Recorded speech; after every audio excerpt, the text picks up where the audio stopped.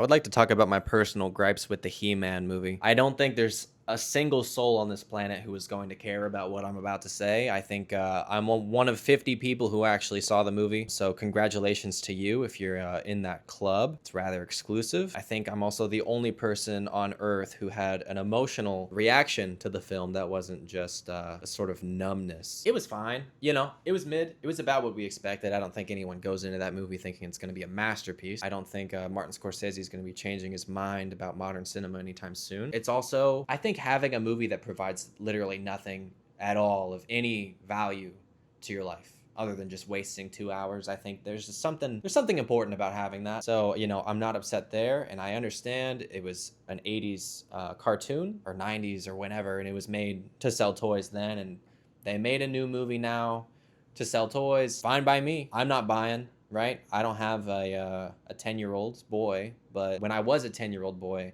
I really fucked with Transformers.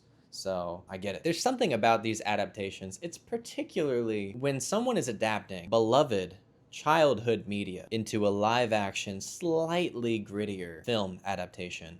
It's always someone who just doesn't really give a fuck. When you can tell that they think it's just the tiniest bit silly, and sometimes it is silly. He-Man. Nobody asked for that. What is he? He's the guy with the sword, the Bob. He says, I have the power. That's all I knew about him before I went into the movie, and I still went to see it. Oh, and the song, I'm glad that they used it for 20 seconds in the film. I was actually stimming it on my way to the theater, so there's like a noticeable thing with the way that they were making jokes about the characters' names. And I'm fine with Marvel-style humor as well. I mean, not that I love it. I don't think anybody does. I don't even think the people that write it know what they're doing. I think there's just something that like possesses a person. They're making jokes about the names of the characters that they are adapting into live action in a way that I don't think the original creators would be very happy about. And honestly, fuck them. But I just think, like, when you are constantly saying, oh yeah, what if we named him Ram Guy? How fucking dumb would that be? And that's the joke. And it's like, yeah, I mean, you're adapting a fucking dude named Ram Guy into live action, like that's just gonna be his name. The reason that he has a dumb name doesn't have to be because a 10-year-old kid thought of something stupid and then decided, you know what, that's gonna be his name from now on. And then you explain it within the context of a joke as if it could never be taken seriously. I don't think it has to be taken seriously, but I also don't think you have to make a joke about it every time they say his name, that he rams people. Fisto? Just say his God-given name is Fisto. You don't have to go on and on about how dumb of a name it is. We're watching a He-Man movie. But the thing that particularly got me about it is the fact they consider every single name stupid. He-Man, that's not even his name. He comes up with that and they're like,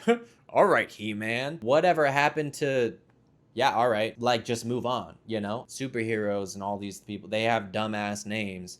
That's just part of the charm. I mean, that's why kids latched onto it, because they love it. And it's easy to remember. Mecha neck. What does he do? He's got the mecha neck. I mean, come on. When everything is a joke, it's like, why did you choose to adapt it if you find it so dumb? But I think I'm the only person who really cared about this. But no, it's not just that. It's the fact that every name in the film was dumb to this guy, except why is his name actually fucking Skeletor? You expect me to take the villain of the film seriously when you're making fun of everybody's name except the skeleton face guy is actually named Skeletor? Because that's like arguably dumber than Ram Man. Look, it's not a big deal. It's really not a big deal, but I thought as a society we were past this, you know? We saw this 10 years ago. Fant Four Stick, the guy who made it, infamously did not want to make a Fantastic Four movie. At the end of the movie, what do? Naked Rock Man with 47 confirmed kills. He's like, it's fantastic. Miles Teller's like, say that again.